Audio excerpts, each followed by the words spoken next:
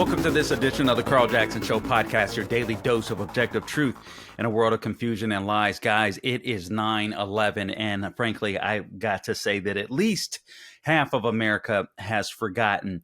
This was a very horrible day. We are celebrating. I shouldn't say celebrating. I hate using that term, but we are maybe enduring the 22nd anniversary of the 9/11 attacks.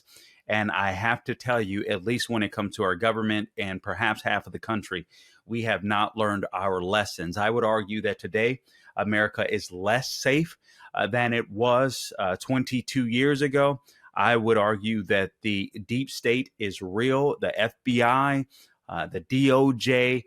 I think these institutions are corrupted. I think the left are ran by communists and or fascist in some cases, and we're going to display that in this edition of the Carl Jackson Show podcast. Stay tuned. All right, guys, welcome back to the podcast. Please subscribe wherever you go to get your podcast. We're on Apple, Google, Spotify, YouTube, and Rumble. Please, on YouTube and Rumble, if you would rate us or review, give us a 5.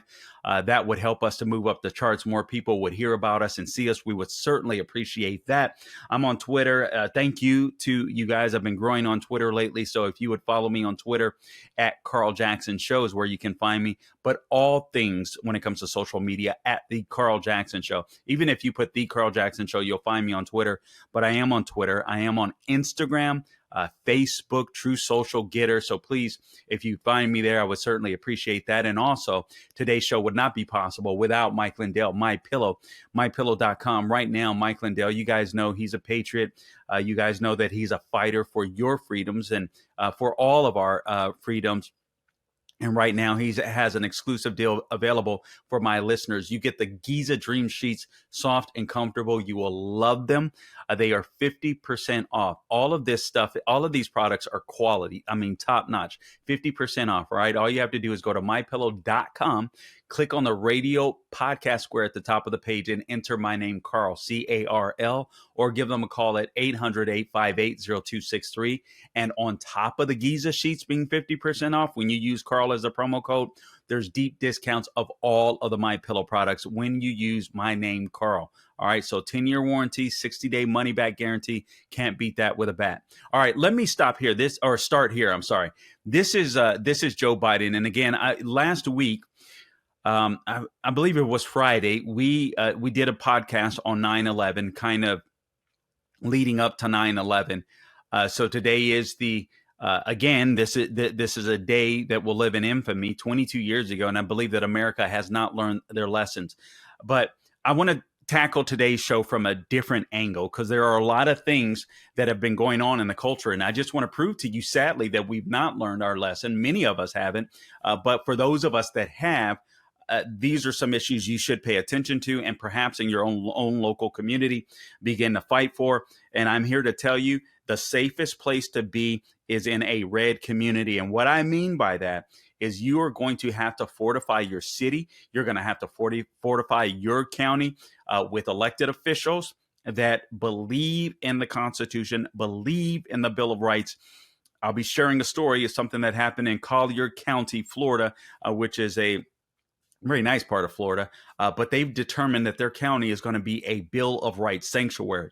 I'll get into that. That's what's going to have to be duplicated all across this country if we are going to survive. Guys, we are not guaranteed. We are not guaranteed that we're going to win the 2024 election. I'm sorry. And frankly, I don't think we should be counting on that, but we should be fighting for that. All right. So I don't want to minimize it. We have to fight like crazy to win in 2024 and any special elections that may come before. But we can't totally rely on 2024. And the reason I'm saying this is this weekend, I had an opportunity, and perhaps some of you listening had an opportunity to partake in some Twitter spaces where we were able to listen to Enrique Tarrio of the Proud Boys. As he was sitting in the Washington, D.C. gulag, along with some other J6ers, if you will, some of which were getting ready to be transferred to prison, Enrique Tarrio being some of them, some other J6ers that were going to trial today. And actually, there's several of them. I gave here's their I want to give you some gifts and goes for those of you that want to help the J6ers that are clearly being persecuted. I mean, these stories are horrendous of how they're. I mean, some of them are military vets, and they are losing all of their benefits for trumped-up charges. One gentleman admitted to breaking a window at the Capitol and getting caught up in the nonsense. That's as far as he went. He's gotten 10 years in prison as a result of that. I'm sorry, that is crazy. I think the window was assessed, he said, at $300, $400, maybe $500 worth of damage. Okay, make the guy pay for the window. Sentence the guy to probation, maybe 6 months or something like that. 10 years in prison? Really? Seriously? I mean, it's absolutely insane. Here are some of these places you can go and give, send, go. One is freejoebiggs.com, freejoebiggs.com, JOEBIGGS. These are guys that deserve your help if you can afford to do so, whether it's $5, $500, $50, whatever you can afford. This helps to pay for their pill in many of these cases. Another one is defendZach.com, and Zach is spelled ZACH.com. Another one is givesendgo.com /Pezzola, PEZZOLA /Pezzola. So givesendgo.com /Pezzola. For any of you that are interested in anything you can send, guys, I am telling you these. I wish you could have been on some of these Twitter spaces where you could hear these guys. It was just absolutely heart-wrenching. Okay, so here's what I want you to understand. The left, they're running this country. We do have what I believe to be an administrative state. You guys will hear me rail against Biden. You guys will hear me rail against Obama.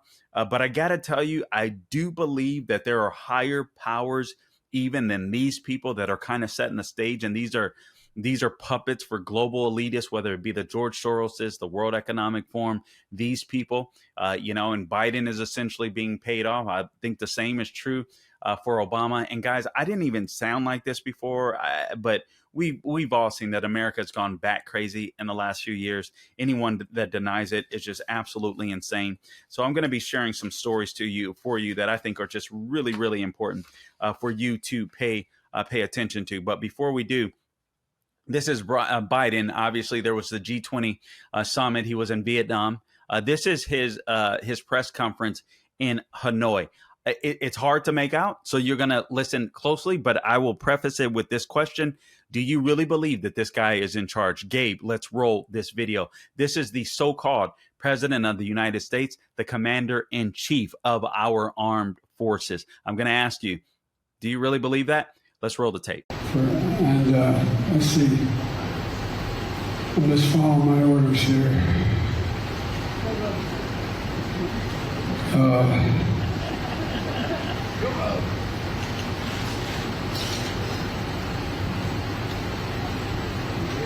Staff, does anybody haven't spoken? I ain't calling on you. I'm calling. I said I have 5 questions.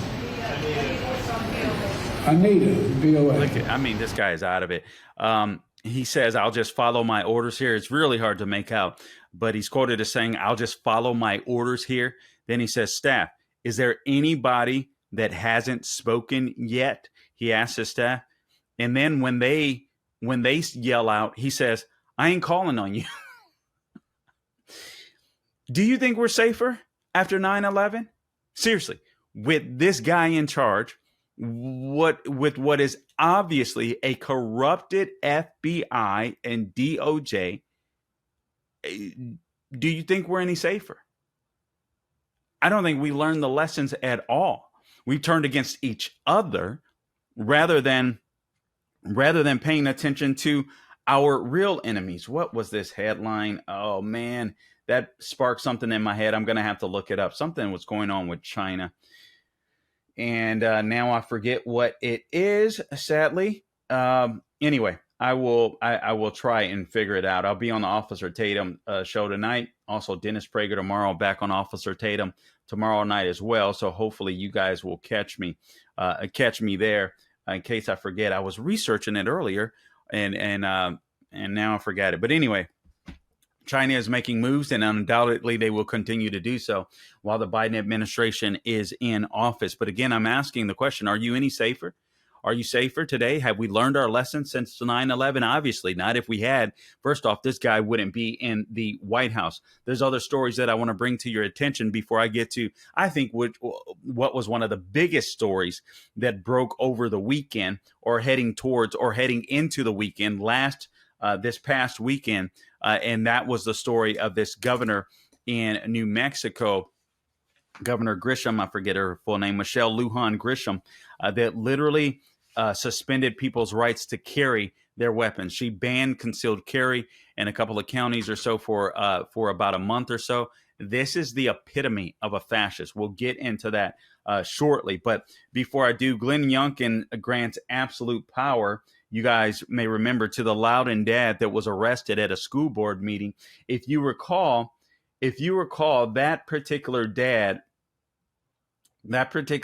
his daughter was raped in a restroom by a boy pretending to be a girl. And so this boy comes in, rapes his daughter. This guy is speaking out, and he's treated like trash in front of the Loudon school board, and they end up arresting him. Well, the governor has suspended all of those, given him a complete and full pardon. Here's a story from Town Hall. Governor Glenn Youngkin pardoned the Loudoun County father who protested against the sexual assault of his daughter and her school's attempt to cover up the incident. On Sunday, Youngkin said he righted a wrong after the father, Scott Smith, was convicted of a disorderly conduct in August of 2021 after he erupted at a school board meeting after its members mishandled the investigation into his daughter's attack. According to the New York Post, Smith alleged his then ninth grade daughter was sexually assaulted by a biological boy pretending or donning a skirt in a Stonebridge High School bathroom, and that the school informed him it was conducting an in-house investigation of the attack. But minutes before Smith's arrest during the school board meeting, Loudoun County Public Schools Superintendent Scott Ziegler insisted, quote, "We don't have any record of assaults occurring in our restrooms," close quote. The debacle sparked national outrage, especially among conservatives. And then a second attack of the suspect was later reported in 2021. So this dude, pretending to be a woman or pretending to be a girl, went on to sexually assault another person when he was kicked out of this school. And the school tried to cover it up.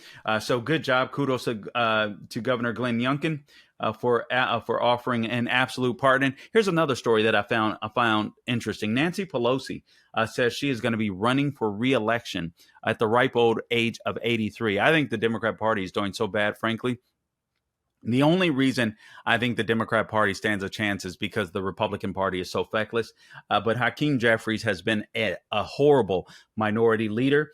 And even though I don't suspect they would ever turn the reins back over to Nancy Pelosi, but who knows?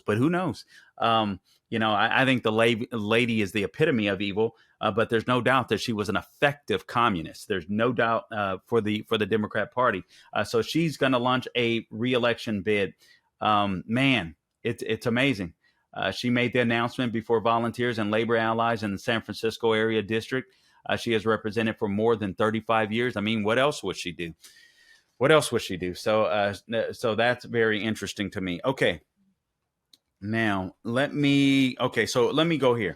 This is one of the bigger stories that I think happened over the weekend. I want you to watch this audio. This is, again, the governor of New Mexico. The video, actually, I'm sorry. This is the governor of New Mexico, and her name is Michelle Lujan Grisham, and she obviously is a Democrat. Here's something that I learned about New Mexico that I did not know. I was on a Twitter space with Kyle Seraphin and many others talking about this issue. I believe this was either on Friday night or Saturday night. I can't recall which. But anyway, I think it was Saturday night on a Twitter space, and they were talking about this particular issue. But many people on that Twitter space actually lived in New Mexico. Many people came out to protest, thank God, in Albuquerque. in some town center in Albuquerque that were donning their American flags and donning their weapons because they have concealed carry. I believe they have open carry out there, if I'm not mistaken. But this lady just, I mean, arbitrarily decided, hey, I'm going to take that away. And the reason being, this is what I didn't know, that I did not realize that New Mexico is so impoverished. I believe 80% of the population there is impoverished. For the most part, you barely have a surviving middle class. You have deep roots going all the way back to the conquistadors, connections with family members. Everything is kind of familial out there. Everything is tradition out there. And unfortunately, people vote Democrat, and this allows the Democrat Party to run rampant out there. It has become a petri dish, kind of a experiment for socialists. New Mexico has been. It's absolutely insane. I did not realize this. So it was fascinating to listen to many of the callers out there. And so because people are so dependent on government in New Mexico, in the state of New Mexico, the Democrat Party feels like they can get away with a lot of class warfare and things to control their people. They kind of use it as a testing site, so to speak. So it's absolutely amazing. But here's the video. I want you to check out this video. Again, this is Governor Michelle Lujan Grisham, and she is essentially banning concealed weapons carry because there were some shootings that took place in the last month. Now, no telling how many people have died of fentanyl overdoses due to the open borders, due to Biden's open border policies. There's no telling how many people have died as a result of that there. But anyway, here's the governor. Let's roll the video. Yeah. But your point is valid. You took an oath to the Constitution. Isn't it unconstitutional to say you cannot exercise your carry license? With one exception, and that is if there's an emergency, and I've declared an emergency for a temporary amount of time, I can invoke additional powers. No constitutional right, in my view, including my oath, is intended to be absolute. There are restrictions on free speech. There are restrictions on my freedoms. In this emergency, this 11-year-old and all these parents who have lost all these children, they deserve my attention to have the debate about whether or not in an emergency we can create a safer environment. Because what about their constitutional rights? I took an oath to uphold those too. And if we ignore this growing problem without being bold, I've said to every other New Mexican, your rights are subrogated to theirs. And they are not, in my view. Wait a minute. Okay. You're talking about crimes. There are already laws against the crimes, so how are their rights? I got it. But again, if I'm unsafe, who's standing up for that right? If this climate is so out of control, somebody should do something. I'm doing as much as I know to do. Madam Governor, Yep. do you really think that criminals are going to hear this message and not carry a gun in Albuquerque on the streets for 30 days? No. But here's what I do think. It's a pretty resounding message. Okay, so the people that are committing the crimes, the people that are murdering people with firearms, are not going to pay attention to her edict, but she's going to do it anyway. You get that? See, because criminals don't obey laws. Criminals don't give a flip about laws. I just looked it up. New Mexico has a population of just over 2 million people, over 2.1 million people. So sadly, 2 or 3 people were killed or murdered in the state in the last 30 days. So out of 2.1 million people, this constitutes an emergency? No, that's not what it is about. This is about power leading up to the elections. These people, this is very, very important. These emergency powers that were established during COVID have to go bye-bye, or at the very least, they need to be renewed with the approval of state legislatures every 30 days, or these people will run roughshod. They have no good ideas. They just like power. This is a complete and utter fascist. People talk about the right being fascist. That's so nonsensical. I mean, that's the way that it works in Europe, not here in the United States. All right, we swing differently, so to speak, but not here in the United States. In the United States of America, the left, the Democratic left, are the fascists. This lady, how many people are protecting, or how much life is being protected as a result of people carrying their firearms? When it comes to women, for instance, a gun is a great equalizer against a man that can overpower her at any given moment. Against thugs that want to just beat you down. Here's something that I learned that I didn't know in the Twitter space, and that is that New Mexico, they have a lot of people there that are obviously struggling and impoverished. One of the things that they do in certain parts, I believe it's Albuquerque, where the gentleman was speaking of, they have people that wanted to be MMA fighters and stuff like this. People trying to find their way out. All right. And when they don't make it, some of them have turned to crime. So you got people that could be very violent, very good at being violent, that can cause harm to you and your family. If you can't defend yourself against those people, the greatest equalizer is a firearm. It's for self-defense. This is amazing to me. Whether it's COVID, whether it's climate, and now 2A rights, the left will use anything to control you. How many people? There are, if you go to the crime research, I think it's crimeresearch.org with John Lott, there are approximately, I believe it's 2 million gun defenses annually. 2 million gun defenses where people use a firearm to protect themselves.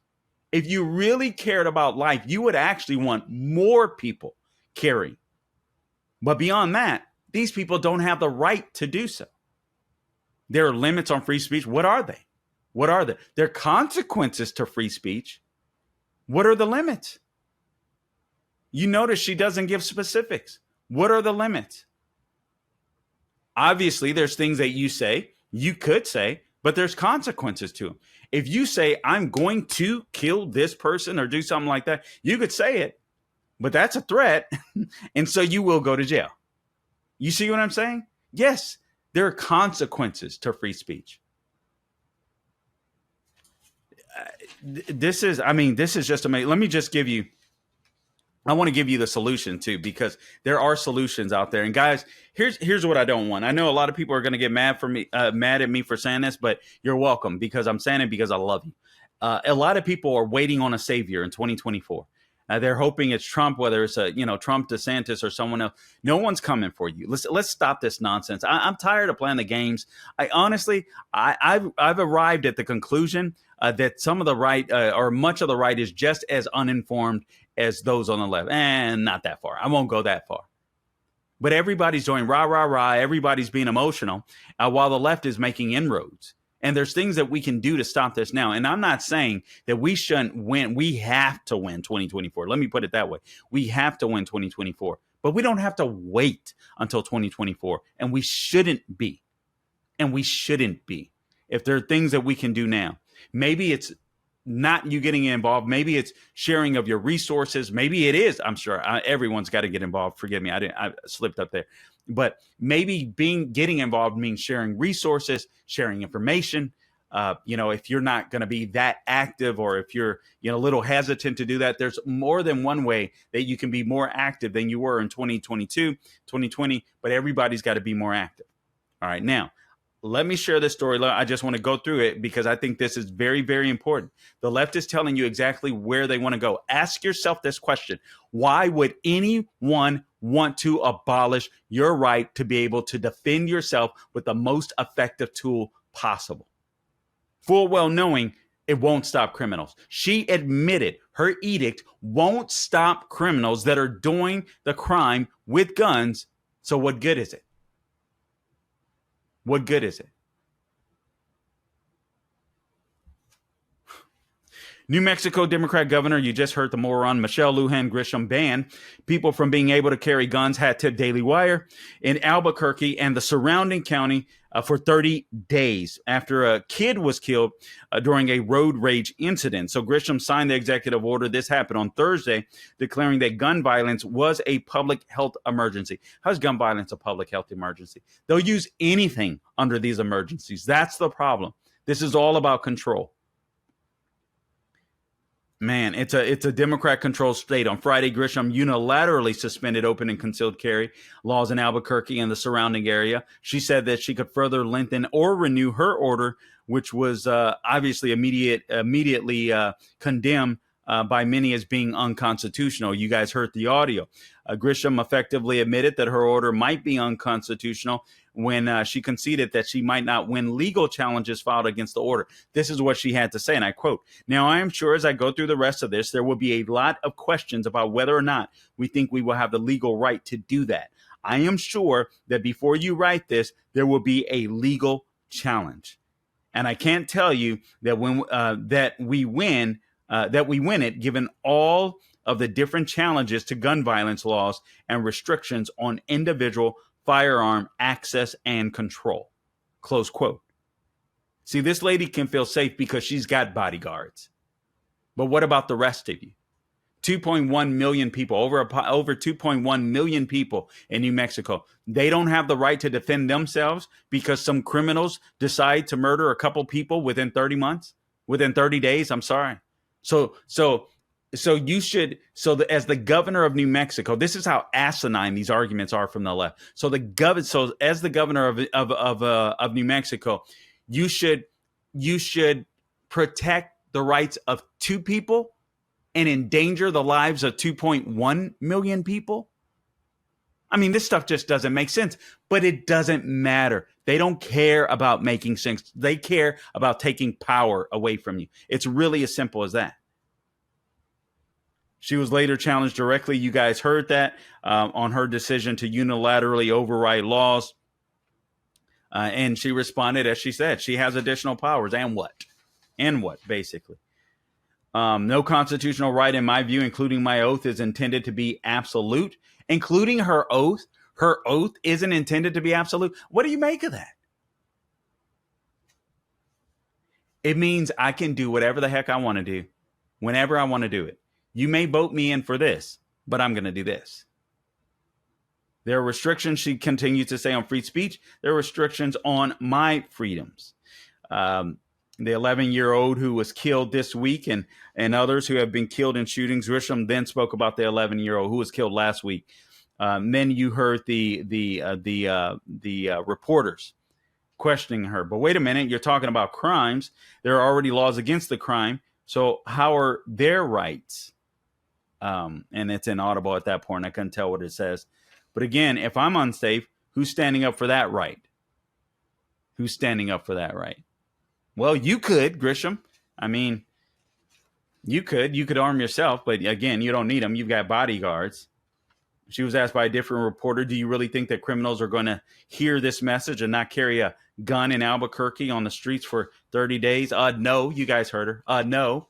So in essence, criminals that are desperate or evil are not going to pay attention to her edict. She knows it. She admits it. So she's going to do it anyway. Again, I ask, why bother? Why bother?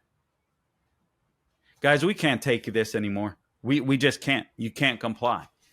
Peaceful.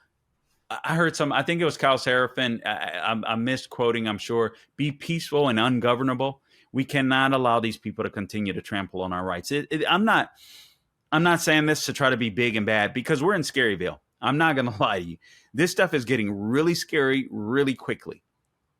But we are going to lose this country on a more personal level. You are going to lose your individual freedoms, the right to be able to speak up, the right to be able to defend yourself. That's going to be gone. And a lot of people, I fear, aren't taking this seriously. We can hope, right? The only savior that I'm hoping for is Jesus Christ. You have to get involved. If you want your candidate to win next year, whomever it may be on the GOP side, you're going to have to fight. You're going to have to fight. But beforehand, there are things that can be done. First off, you got to make your voices heard. And I will say this, there were protesters out in Albuquerque over the weekend. As a matter of fact, the call that or the Twitter space that I was on, some of the people there were mentioning that they intended to attend, and I'm sure they did, but thank God there were protesters out there standing up for freedom, standing up for their rights as well. They should be. They were hoping to get 100 out there. It looks like they may have gotten that from the pictures that I've seen. And it's sad to say, but 100 would have been a big number for them. That would have been a big number because so many people are just so complacent. All right, now let me give you a solution. Let me give you a little bit of hope, because there are ways to fight where you don't have to wait for 2024. And frankly, this is something that you should do to try to protect the areas and where you live, or of which you live. But you're going to have to get involved locally. We all are. I'm preaching to myself as well. All right. We're all going to have to get involved. These county commissioner races, guys, I may have told you this. I'm sure I did at the time, but I mediated for a county commissioners debate here in Central Florida. It was Seminole County, Florida. I learned so much. I had learned before, frankly, that county commissioners had so much more power than I realized. But after handling the debate and doing even more research, I was like, oh my God, they have tons of power locally. In some cases, more than the mayor. So mayoral races are important. County commissioner races are important. School board races are important. These are the races that are going to transform your lives and keep you safe. You can kind of create this cocoon around yourself and your family. Not saying that it will always work, but for the most part it will. The sheriff, so county commissioners, the sheriff, the school board, and I would argue sheriff is probably even more important, because you want sheriffs that are going to stand up against tyrants like Governor Grisham. And the mayor, or the sheriff of Albuquerque, said that he would not enforce her edict. That's exactly what you need. He understands crime. He understands that the great equalizer is a firearm. If a lady is being raped, or if a criminal, some thug is hitting you upside the head and can easily overpower you, whether you are a male or female. But the governor doesn't care. She's a tyrant. It's as simple as that. But here's the solution. Hat tip to, this is from Coastal Breeze News. County commissioners vote to become Bill of Rights sanctuary county. A polarizing issue came before Collier County commissioners during their August 22nd meeting on an ordinance that would establish Collier County as a Bill of Rights sanctuary county. For those of you that don't know, Collier County is in Florida. It is Naples, Florida, a very beautiful part of Florida, I might add. The commissioners voted 4-1 to approve the ordinance brought forward by District 2 Commissioner Chris Hall. Now, this is good. Guys, this is all over the country. This isn't just here in Florida. I understand, even if you live in a blue state, if you get active locally, you can build yourself. It may take some time. It's going to take some effort and hard work. There's no doubt about it. But you could build yourself a red cocoon, or at least a purple cocoon, where people aren't completely bat crazy. All right. So, again, anticipating Chris Hall. Let me just read this part over. So Collier County basically implemented a Bill of Rights, or they became a Bill of Rights sanctuary county. There was a commissioner. The commissioners voted 4-1, as I mentioned, to approve the ordinance. It was brought forward by District 2 Commissioner, a guy by the name of Chris Hall, as part of his campaign promise promoting a smaller government with less control. This will be the first county in the entire state of Florida to become a Bill of Rights county, or sanctuary county. So, anticipating animated public discussion during comments, Commissioner Chair Rick LaCastro reiterated the meeting rules that included no outbursts, applause, so on, etc. All right. So anyway, that part isn't important. Let me read you this part. So Chris Hall, again, this is the District 2 Commissioner. Here's what he did. He started the proceedings by recapping the ordinance intent. So here's the ordinance intent. He says, it's not political. The ordinance is for, quote, establishing in Collier County by ordinance that no matter what happens in Washington, D.C., very important, in laws, or what happens in Tallahassee, very important, as long as those laws are constitutional or in pursuance of the Constitution, that is the supreme law of the land. This is not to go against any constitutional law. that comes forth. This is an ordinance that this is not to go against any constitutional law that comes forth. This is an ordinance that allows you, the people, to be protected by anything that comes down that is unconstitutional, of what we call an unlawful act. And frankly, I like what they're doing here, because it's not just Washington, D.C. they're concerned about. They're concerned about Tallahassee being the capital of Florida. What if Ron DeSantis is no longer, this guy has been the GOAT. He's been the greatest governor of all time, as far as I'm concerned, in Florida, at least while I was here. All right. But no, in all seriousness, this guy has accomplished more legislation, conservative legislation, in the last 2 years than his three predecessors combined. All right. So he goes on to say this is not cherry picking. The Chris Hall does. Procedure, it's not an ordinance that allows us to secede from Florida or from the Union. It's not for the Board of Commissioners or the future Board of Commissioners to decide what's constitutional or what's not constitutional. So then you had District 3 commissioner, a guy by the name of Bert Saunders. He was the lone dissenter. He had an issue with the vagueness and enforceability of the ordinance. And quite frankly, that is part of the point. It should be vague. Our rights, people should have to go to court to figure this crap out. Our rights, it should be broad. They should be broad. But the dissenter said, one of my concerns about this ordinance is what I would describe as vagueness in the sense, and how do you determine whether a federal rule or edict or some sort is constitutional? How do you determine if that law is unconstitutional? You read the Bill of Rights. Does this power give the people more power, or does this edict give the government more power? Does it take away from the rights of people? I mean, this stuff isn't rocket science. Here's a quote from the sheriff. It will require us to do a little bit more background, which we believe is correct and should be necessary to ensure that we built the best case possible to forward to the state attorney. All right. Because the Collier County Bert Sanders District 3 commissioner asked this of the sheriff. Like, that was the question he was asking of the sheriff, and the sheriff responded. So it's going to take us a little bit more background. Again, he says, which we believe is correct and should be necessary to ensure that we build the best case possible to forward to the state attorney. But he says, but in the end, this is the sheriff speaking, it's going to be the court that makes some of the decisions I believe that you are looking for an answer to. It wouldn't necessarily be us. The dissenter goes on to say, you don't determine the particular validity of the statute. That is left to the judicial branch of government, not the executive branch. He then asked, you would enforce it until you were advised by the, I'm sorry, that wasn't a question. He said that is left to the judicial branch of government, not the executive branch. He then asked, you would enforce it until you were advised by the right authority. It's not constitutional. Is that incorrect?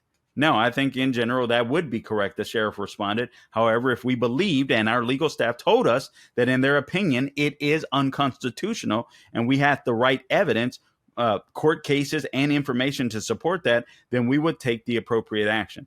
Would that appropriate action be going to the judge to rule whether that statute is constitutional, says the dissenter? We do that each and every day, said the sheriff. We look at a case and we determine whether we believe it fits within the criteria of the law. And I think even the constitutional complaint, we will make that assessment. And if we believe it rose to that level, we may have to take it to court. I'm not even sure that any of us know that at this point. Basically, there should be debate.